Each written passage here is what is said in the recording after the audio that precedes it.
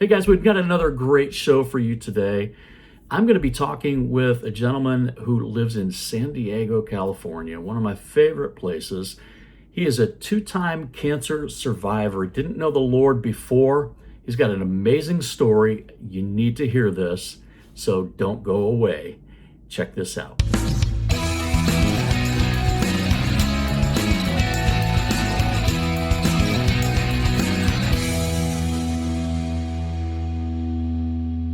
Glenn, thank you so much for joining us today on Truth Behind the Mic. Thank you for the opportunity. Absolutely. You have a story that I really don't know about intentionally. I wanted to hear it from you. But I'm really amazed, and I think your story is one that a lot of people can relate to. You're 30 years old. Life is going as mostly, generally, it should. But then something happened. I want you to kind of pick up from there, and then we can go back a little bit. But let us know, and our audience know, what happened at 30 years old that began to really change your life. Thank you. Married with one son. I was diagnosed with Hodgkin's lymphoma, cancer, and turned everything upside down. And I'd never broken a bone, even growing up, or having any serious illness or injury. So it came as a shock, as it would to anyone. Yeah. And after having it effectively diagnosed, agreeing to radiation treatment, I had 50 individual radiation therapy treatments. And my wife even called that nuclear summer.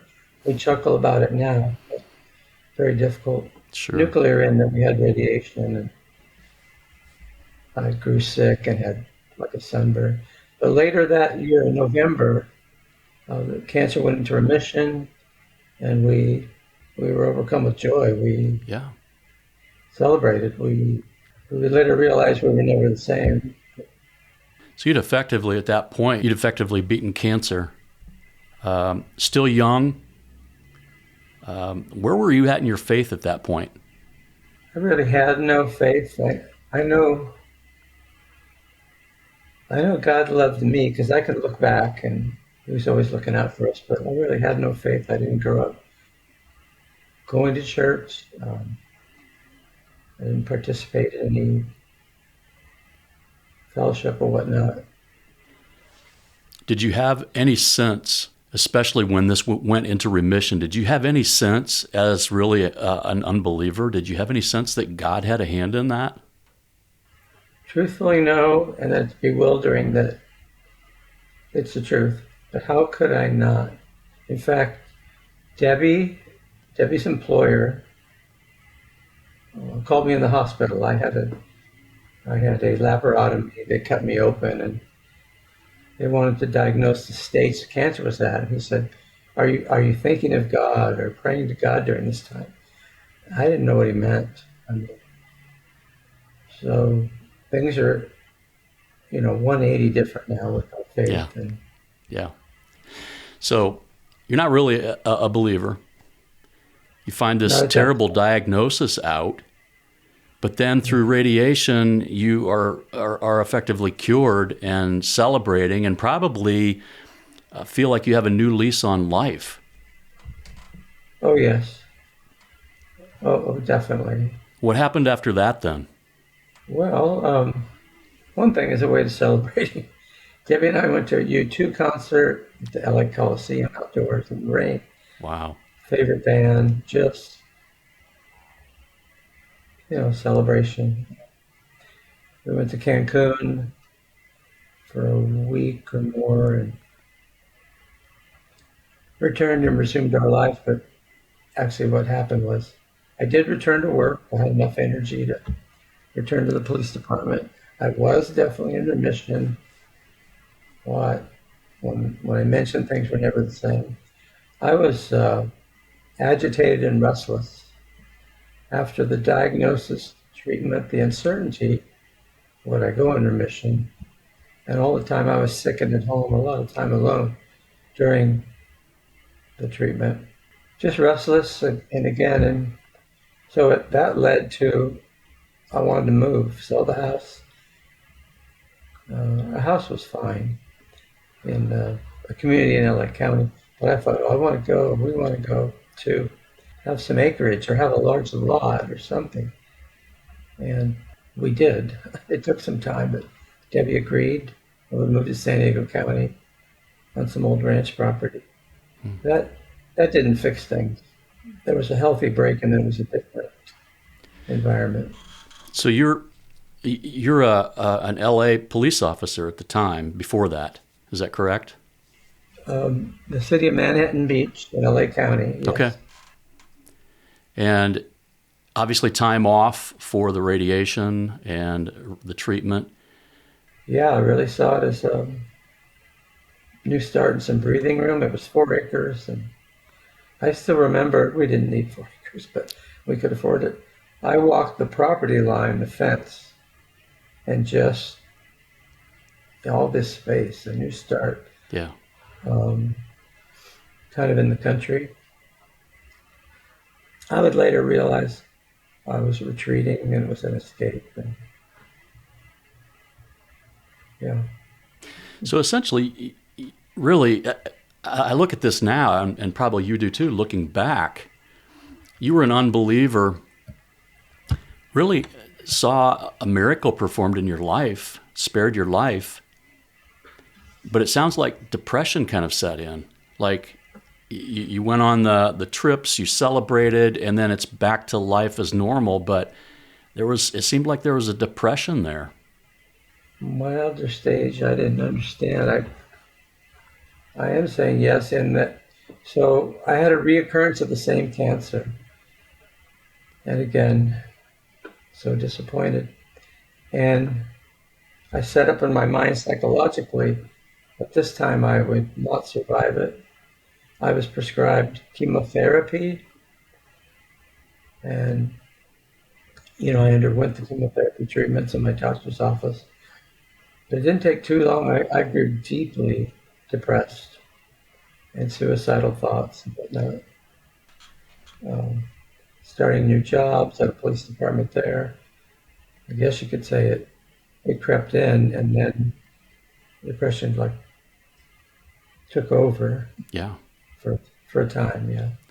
That's a hard thing to get out of. I don't know that I've ever been clinically depressed, but I think that there's so many demands on us in our society right now and that we take on personally in our lives. But then when you have something like what you've experienced and you went through and you're on this high, and I think probably some of that radiation had to affect you in a way. And now, again, a recurrence, and you're battling again. And certainly that had to add to that depression, the suicidal thoughts. And you're still not, correct me if I'm wrong, you're still not at that point looking to God saying either save me or help me or why are you doing this to me, anything like that? So major depression, my wife's amazing, although of course she felt helpless, but would take me to different psychiatrists and medication and whatnot. And, the depression did not lift. I would also not always tell her the truth. I guess that's probably a common in some major depression, in that, like if she asked, do you want to hurt yourself? Are you okay? I probably said something like, yes, okay, even as I'm thinking about how I could take my life. So terrible, dark time. One time I was home because I was off work, light duty, and I went into the horse stall on our property with my pistol. I fired a round inside the horse stall, and in my unclear thinking, I thought, well, let me see if somebody hears the shot. And what would happen, and of course this is God's powerful working now, we see it. Debbie had circled around. She was going to work, came back home, and drove in our dirt driveway like an easement. And I came out of the horse stall. She goes, "What are you doing?"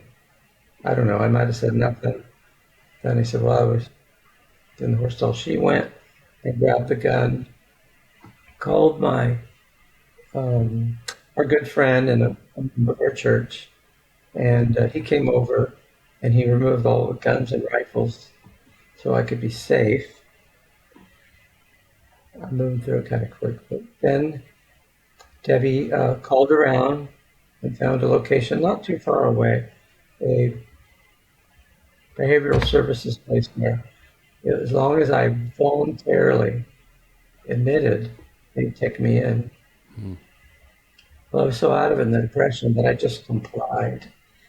Thanks be to God that I complied, meaning, okay, Debbie, I didn't really agree, but by complying, it Sure. got me in there and they started services.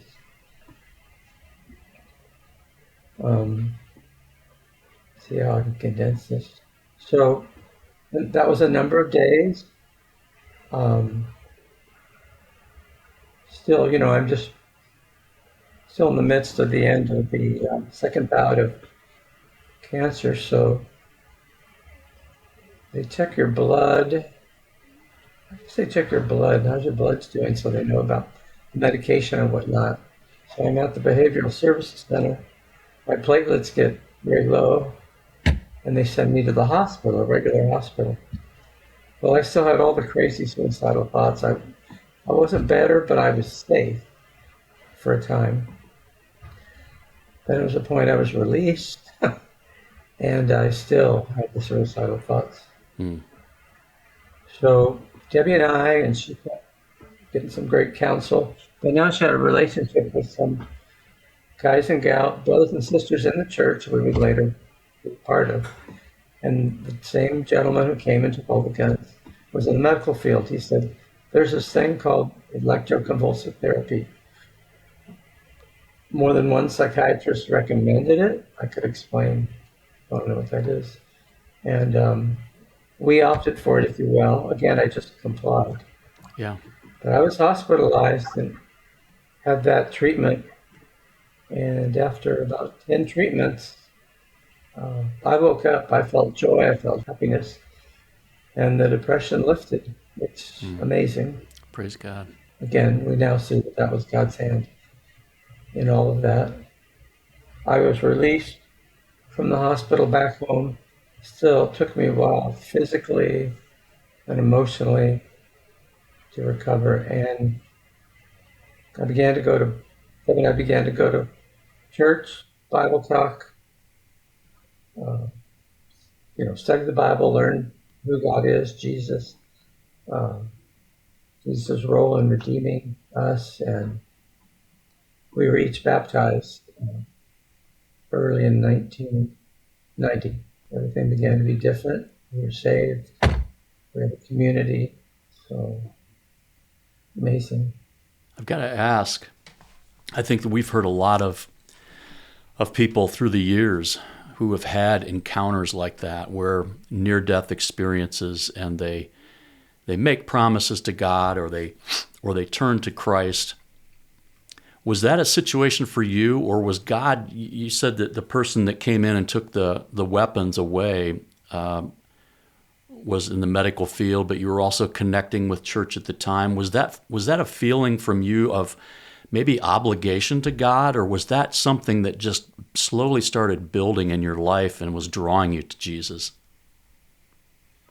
I think it's a great question in the way you asked it. So my wife's a star. My wife began to see her need for God at the urging of a friend she worked with who was a member of this church. They would invite us to house church, Bible study. So I actually went along, and she encouraged me to go along. This when I was depressed too, because she was concerned for my safety. Sure. For good reason. Yeah. So it started where I would participate, and then it wasn't until after the ECT lifted a depression, that I would go or go in earnest to some Bible talk. And that same gentleman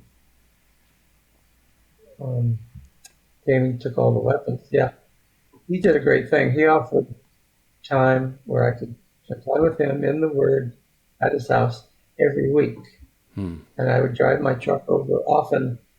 I wondered, why am I doing this? Why does he give me this attention? And what is this? So God used his love and attention to begin to win me over. And he was older, like my dad, almost my grandfather, which that's what I needed. Yeah. He reached out, took care of me, had some wisdom, was patient.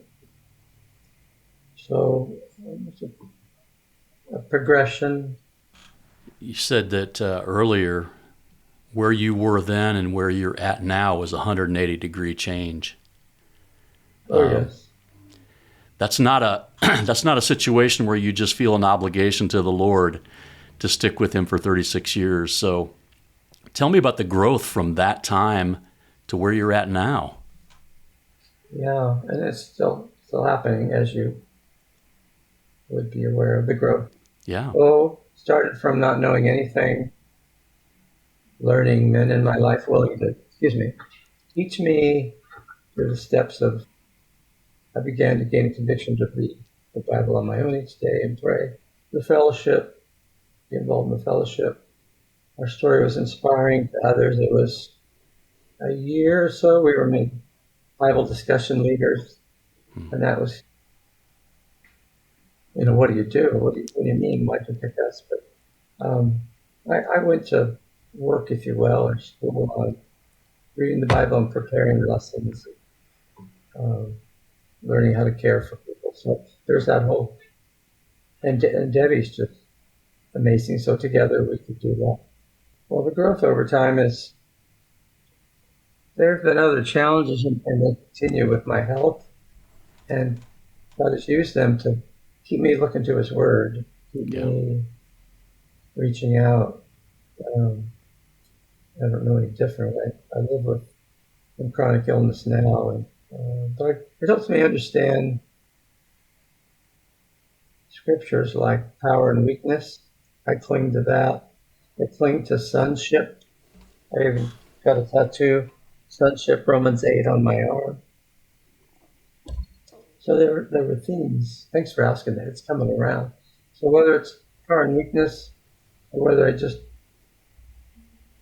some mornings I would, I read the Psalms, but I would read just one after the other.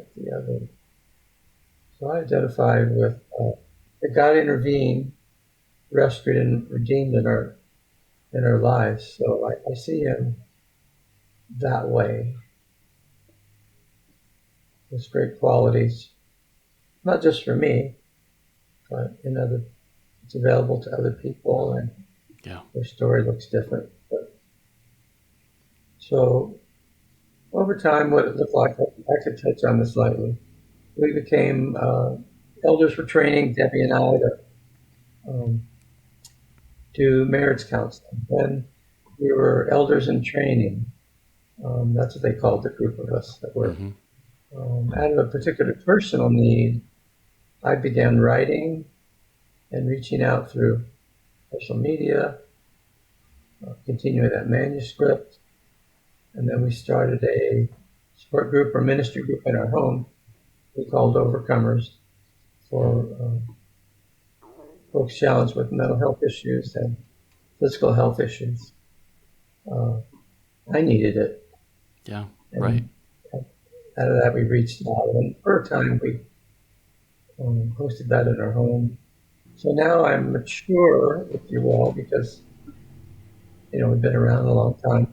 And yet, I'm still discovering the depth of God's love, the power of his word, and our need for him has not changed. Yeah. I'm grateful. Glenn, I think in my life, I know in my wife's life as well, we all love the good times. We all love when everything is going well, strong income, good health, the houses, the cars, all the things that we need. But I found that a lot of times when those moments in my life are happening, it's easy to get distracted. Distracted from reading the Word, distracted from praying, distracted from just recognizing that God is constantly with us, watching out for us, guiding us. And I've found just the opposite then in the hard times, which we've all had. You certainly have been challenged more than I have. So I'm very grateful that you're willing to share your story. I think I think sharing stories allows us to help one another. But I found in those times, that's when I desperately see my need for God. That's when I'm searching for more of Him through the Word, through prayer, just through spending time with Him. That certainly sounds like it's been the case for you.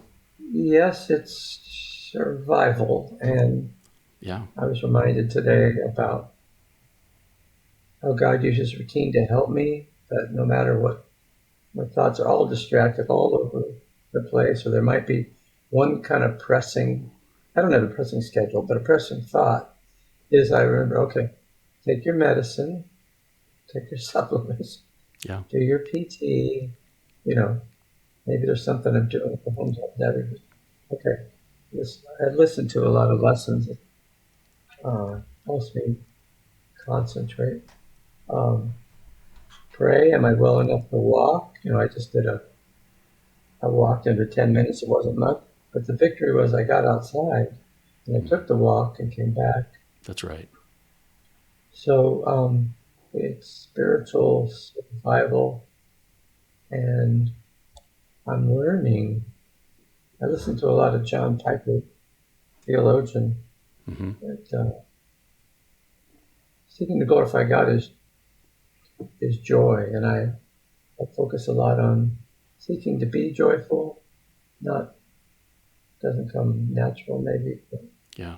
I think that's very powerful because we can get caught up in so many distractions of life that our mindset changes to where we start, instead of being joyful and grateful for what God's given us, we see the other side and what we don't have. And if we consistently stay on that path, I think we do find ourselves in deep depression. But keeping our minds focused on Christ really does bring joy. I have a couple things I want to note. First of all, your wife, who's been through this with all of you. Sounds like she has been a rock. And talk a little bit about her. I think having been married for 38 years, I know the value of having a Christ-filled, Spirit-filled wife who oftentimes balances me. I'm not chuckling about you guys. I'm thinking, oh, yeah. Seems to be the way it is with most guys. Yeah. Well, Debbie's got a big heart. Debbie's personable. Debbie's, she serves, honors me, takes care of me. Over time, the caretaker role has become part of her life. Although I'm able to do, let's say I'm able to do everything. Some things are marginalized with my health. And example, she drives now all the time. I have mild cognitive impairment, one of the things I have going on. And I'm not secure about making decisions quickly or my reaction time. Sure. And she's great. She's a great driver. She doesn't mind.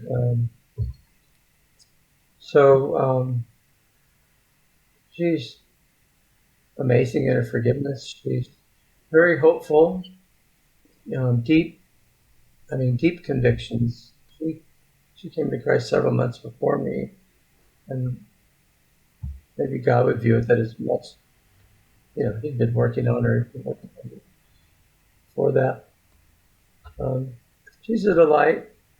She knows me so well. So just this week she goes, hey, she's gotten pretty good at this. Hey, there's some friends. We live in a 55 and over community. She goes, yeah, Rich had a birthday. What if we have Rich and Lisa over for dinner? And I'm like, I don't want to. Don't really want to. But we're both learning that just because I say the truth doesn't mean we won't, because we want to be friends. We want. Yeah. So I go, oh, yeah, okay, and then she schedules it.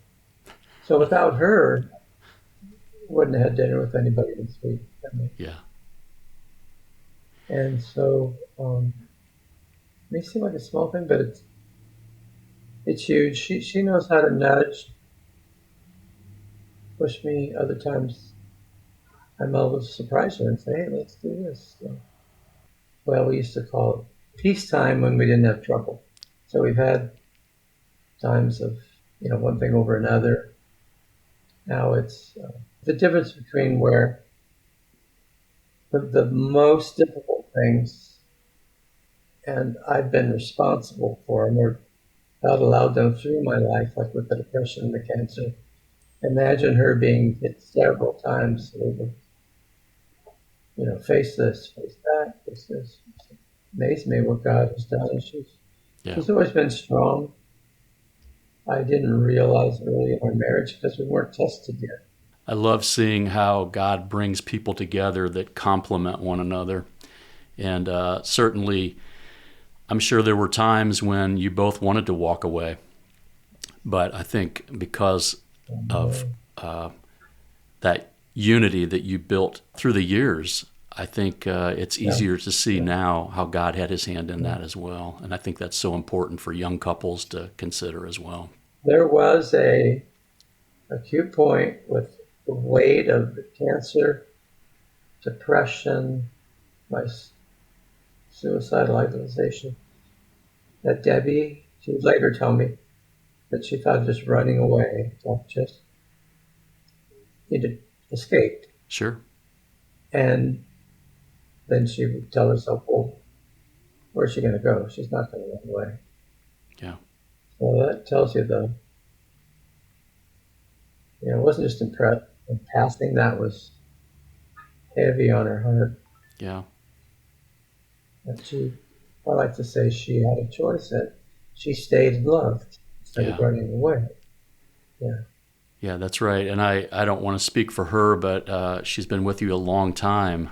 And I'm certain that she probably would agree that she made the right choice and that God was in this. Yeah. It had a purpose through the whole thing. And that's not always easy to see. I mean, when you're walking through something like that, I can't imagine. And all I know is that having her by your side, as hard as that was, had to be a lot easier than without her. So thank God for our spouses, right? Yes, sir. Yeah. Yes, sir. Well, Glenn, I want to ask you one more thing, actually a couple more things. For those that are listening, whether they're going through cancer, depression, suicidal thoughts, or just the day-to-day struggles of why am I here? Why has God put me in this situation? Can you speak directly to them and any advice that you would give to them in their struggles where they're currently at? Sure. Well, right away, what I thought of would apply to anyone. For Christians, let's say, is to learn deeply, be deeply convicted, appreciate, find joy in your identity in Christ, like sonship or being God's daughter. Yeah.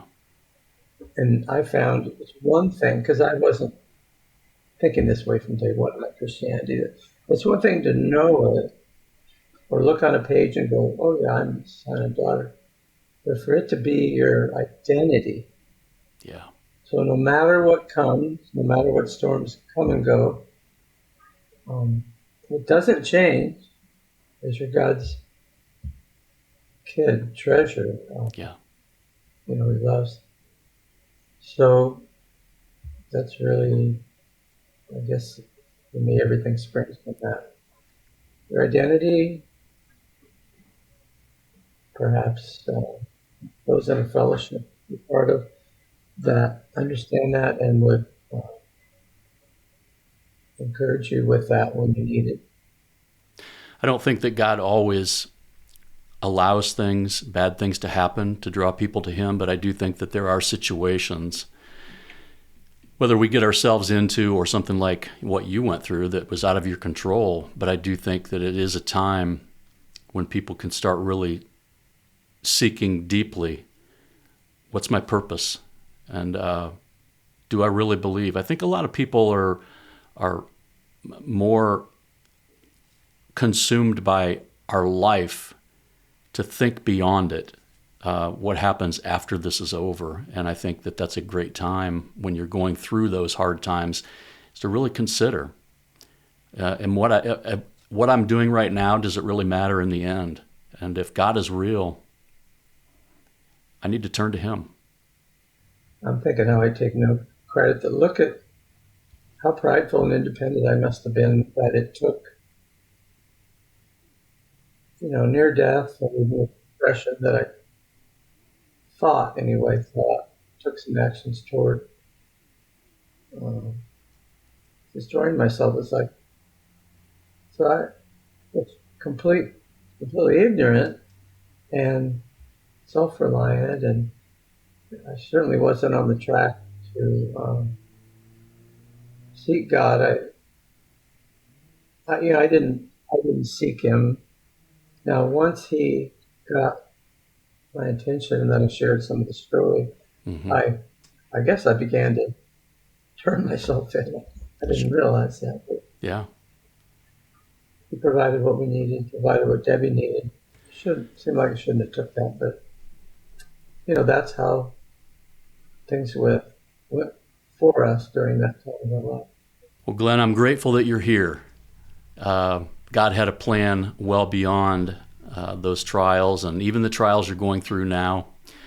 I would like to close because I know a lot of people who are watching and listening would ask the same question, and that is, how can we pray for you? That I remember to continue to have faith in God each day and trust in God each day, and then over the long haul, and all the days that he's going to allow me to live, to rely on him. Yeah. Come what may. There's been a lot of come what may. So yeah, I think that's a great prayer for all of us. Choosing to follow Christ is not a one-time commitment. It's a daily commitment. And I think that is a perfect prayer, not only for you, but for all of us. So, thank you.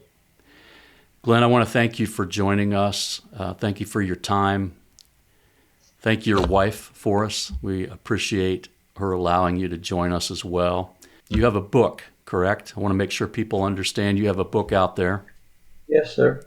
There's actually a new cover, but the title's the same. So it's Overcome, a story of intervention, rescue, and redemption, or cancer survivorship story. It's on Amazon. Okay. It's also in Kindle or ebook. Perfect. I know we've got a lot of Kindle readers out there. Folks, grab a copy of Glenn's book. You've heard just a little bit of his story today. I would love for you to pick that up. I know I'll do the same, and read the whole story.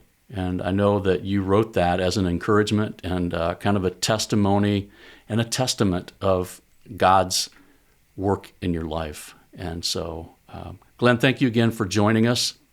Thanks, Mike. Maybe I get to meet you one day. Absolutely. I love San Diego. I've been out there several times. Next time I'll look you up. Oh, that would be great. And I've got to say, I like your haircut, and I've been looking at the mustache, and I'm wondering how I would look in that. I may try that out sometime. Feel free. All right. Glenn, thanks so much. Thanks again, my friend.